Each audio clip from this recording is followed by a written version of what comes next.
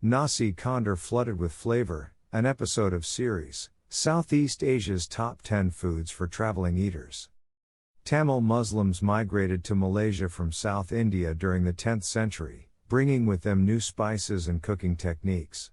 Today, their delicious cuisine can be found throughout Malaysia at eateries known as Mamak stalls.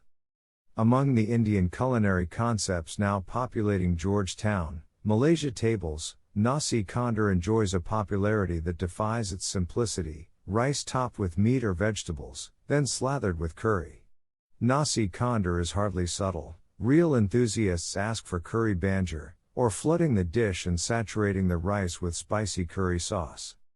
The dish takes its name from its history as a street food. Back in British colonial days, street hawkers would dispense Nasi Kandar from baskets suspended on a yoke resting on their backs.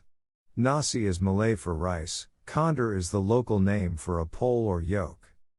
The descendants of those Nasi Kandar hawkers now sell their food from brick and mortar shops like Line Clear Nasi Kandar, established in 1930 and still thriving, with long lines snaking out onto the street during mealtimes.